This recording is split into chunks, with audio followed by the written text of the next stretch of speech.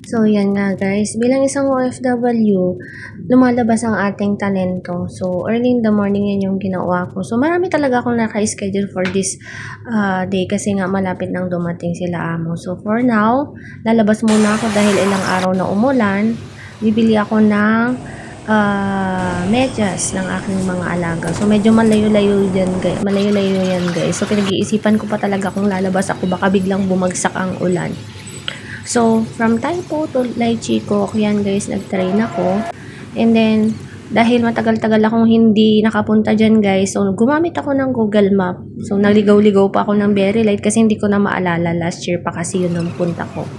So, bawat utos kasi nila, magbibigay lang sila ng address guys, tapos ikaw na bahala maghanap. So, yan, afterwards, nakabili na ako ng medyas, umuwi na rin ako at dumaan sa palengke. Yan, alam nyo ba dito guys na ang mga daan is madali lang nilang gawin. Hindi nila pinapalagpas ng isang araw hanggang hindi natatapos yung isang area. And eksakto guys. Nakita nyo yun, di ba? Yun, nagkalat dito yun. Di ba? Yung mga naghahalikan. Yan, and then, naisipan kong mag-ice cream guys ng KitKat. Sarap na sarap ako dyan. Bumili din ako ng ibang pagkain dyan. So, yan. Pagdating ko, marami pa akong ginawa. Inayos ko yung ilaw, tsaka yung electric fan, pinunasan ko rin. And then, bukas na lang i-schedule yung iba. That's all. Thank you for watching.